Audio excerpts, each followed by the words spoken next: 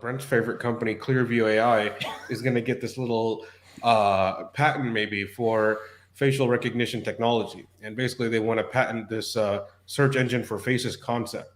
And we've talked about it before a couple times. Clearview has maybe a little bit of a checkered past in terms of what they do, their business model, and how they collect it. But just to recap, they basically scan the entire internet and collect a bunch of images of a bunch of people with or actually without their consent. Essentially, nobody's really happy about it. Google's not happy. Facebook's not happy. Other data aggregators are not happy that this information is being scraped. They collect all that information. They'll associate it, create some sort of facial recognition technology out of it, and primarily work with government and law enforcement in order to use that information for whatever purposes of safety and security and things along those lines. Most people aren't really happy with them. Part of me thinks, is it a good thing that they get the patent because then they're the only ones doing it and other people wouldn't?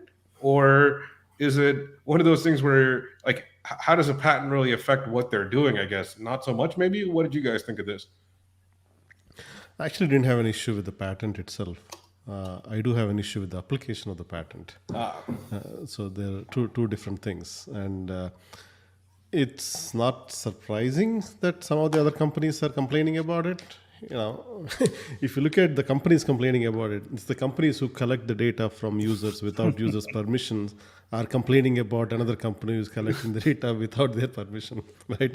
In both cases, it's the end users that are losing. And this goes back to, this is where the legislation, all of that should step in. This goes back to the same issue we talked about so many times, where users' data and their privacy is being dropped while Washington is sleeping. And this is yet another case where the legislation is so delayed, or at least there's no law protecting users from this. I think this is where it goes. It should go back to users' information being protected, and users should be in control of it. But the patent itself is about maybe how to do it and all of that. But not all patents become a product. In this case, it clearly is a product. But the application of that patent and the data, or they could patent their technology, and they can't patent our faces. So, which is what is not yet. Are you sure about that? Yeah. I kind of agree with you on that, but I wonder about how updated is the patent process these days? Because do they look at the company and the company's track record around these issues before they, give them the go ahead, give them the patent? I tend to believe if they get this, the answer is definitely no. And this is where I think some of these patent processes have to be updated to match the current state. And Clearview getting this, it's almost like, putting a big bowl of candy in front of little children. Do they know how to regulate how much to eat? I don't know about that. So I'm on its face. Yeah, it's a patent. It's, it kind of makes sense. But beyond the surface, it's the company and their track record asking for the ability to capture a whole bunch of digital data, and we don't know where the line is and how they're going to use it. Yeah, I mean, I would say at the end of the day, Clearview's customer base is the government. So it's in the government's best interest to help these guys out however they can. And that's basically how it's going to go, unless the patent office is like extremely independent. But I would say like it's not even really a political thing. It's more of a government thing, because it doesn't matter what side, you're on, or like the government's going to want to work with law enforcement and collect this information. And that's what it's almost like it's scarier when everybody agrees on one thing in government, because that's like when it's really bad for some people. Yeah. And then you ask yourself, the government, isn't it supposed to be for the people, not for the government itself? Therein lies the conflict here, where you are expecting privacy protecting laws on behalf of the users, but they are the ones benefiting from it. Should we expect anything from them? I think that is where the conflict is. I mean, no different with, Facebook, Google, Amazon, these folks too. Governments work with all these people, and there's always, I mean, you just don't hear about the stories, but I think we've At least in this case, is the primary customer. Government is the primary customer. Yeah. more direct. And there will be other use cases. See, there are good ways of using the technology. For example, Apple does it. Apple does it in their Photos app. They recognize the face and they suggest some photos and whatnot. And in this case, it doesn't leave the phone. Hope that is the case.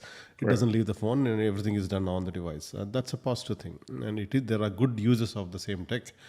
And in this case, they are Clearview.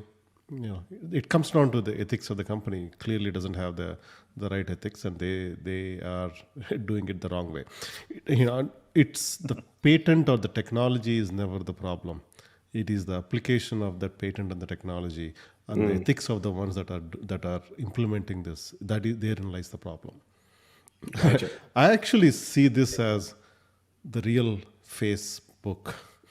Don't be surprised if Facebook or Meta acquires this version of it. You can honestly see that happening. And I don't think a lot of people will think much of it because they haven't heard of Clearview. But man, could you imagine if either of the big guys end up buying Clearview and what that could potentially lead to? Yeah, it'd be bad. There are other things that will lead to when this becomes mainstream. People will not be comfortable putting their mugshot online, and they will not upload their photos online. And that privacy conscious people will adjust, right? Don't be surprised if there'll be more avatars online representing you, and it's a matter of time. And there are these sites like thispersondoesnotexist.com, right? Where you take a mugshot from there and put it as your profile pic. So those... Roger, let me tell you about NFTs, my friend. I'll just quickly add on to that. I recently spoke to one of the VPs over at NVIDIA, and they were showing off some of their latest and greatest AI technology from both the graphics perspective and voice synthesis and all that.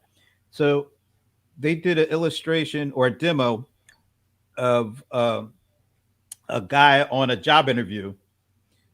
He's being interviewed by someone in their corporate headquarters, and he's in a coffee shop with, with his hat turned to the back and all sorts of stuff going on. But what the person sees that's interviewing him is him in like a regular office setting. And the technology took from a picture and built a digital avatar. And it's him, and he sounds just like him because he's actually talking through this avatar. But then there's also a part where they do a voice synthesis. So they take people's voice, and then he just starts typing in things because it got real loud in the background. But he's typing it, and his digital avatar is saying it in his voice. Yeah, it's going to get crazy, and especially with the remote work. Don't be surprised if there is a different person doing interview on your behalf with your face and with your voice. Matter of fact, is that Raju? Never know.